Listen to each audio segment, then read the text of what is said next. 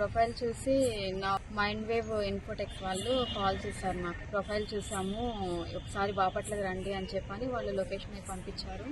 మేము 2023లో బాపట్లకి వచ్చాము. జాబ్ కావాలన్నారు కదా, జాబ్ ఇప్పిస్తాం మేము, కాకపోతే ఇంత అమౌంట్ కట్టాల్సి వచ్చింది అని చెప్పని, మొత్తం మేమే చూసుకుంటాము అని చెప్పని అన్నారు. ఎంత కట్టాలి ఏంటి అనేది జాబ్ వచ్చిన తర్వాత ఆ జాబ్ని బట్టి తెలుస్తుంది అని చెప్పని అన్నారు.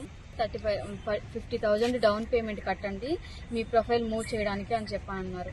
నేను ఫస్ట్ 35,000 కట్టాను. నెక్స్ట్ డే మళ్ళీ ఇంటికి హైదరాబాద్ వెళ్ళి మళ్ళీ 15,000 కోళ్ళపూడి హారిక అని చెప్పని ఆమెకి కట్టాను అనమాట. అప్పటి నుండి నా ప్రొఫైల్ అంతా చూసుకుంటూనే ఉన్నారు, ఏ కంపెనీస్ వస్తాయి అని చెప్పని అన్నారు. మొత్తం ఇదంతా వన్ ఇయర్ వరకు ల్యాగ్ చేశారు. ఒక కంపెనీ అయితే సెలెక్ట్ అయ్యాను, అది బ్రిలియన్స్ అని చెప్పని అన్నారు. దానికి నాకు 2,65,000 నువ్వు మొత్తం అమౌంట్ కట్టేసేసేయాలి అని చెప్పని అన్నారు. అప్పుడు మొత్తం అమౌంట్ కూడా కట్టేసేసాను.